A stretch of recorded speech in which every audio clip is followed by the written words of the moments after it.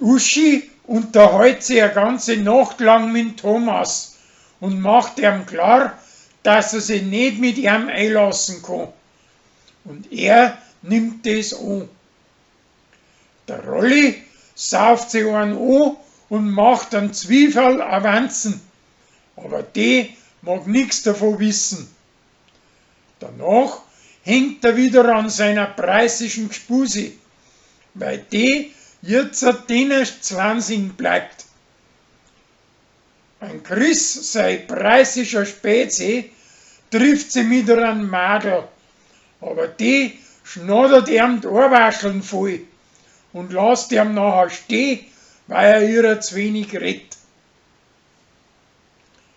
Der Sarah, sein preisischer Onkel, tauscht mit der Rosi Emojis aus, samt dem, dass er sich hint und vorn nicht auskennen damit. Leni möchte mit den Fleißzetteln seinen Alten so verbieren, dass er mehr für den Haushalt tut. Das haut aber nicht hin und drum lässt es wieder bleiben. Kathi wird Braumeisterin bei den Kirchleitner und grad wie ihrer der Martin feierlich einen Schlüssel übergeben möchte, platzt auf einmal der Chris als ein psuffers Arschloch mitten einer und speibt ihrer vor die Füße. Samt den macht's aber nicht Schluss mit den Volldeppen.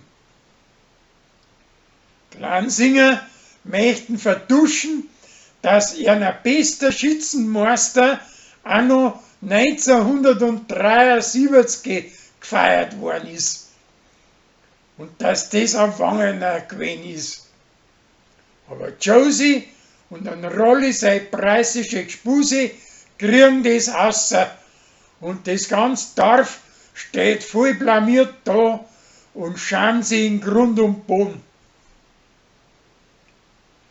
Die Handwerksburschen von der Walz helfen den Korbi so dicht, dass er mit seinem Auftrag bei der Zeit Vierte wird und auch noch Standeln fürs Schützenfest aufbauen kann. An Gregor, sein preisischen Stiefsohn, gefällt das so, dass er selber gern auf die Walz gangert.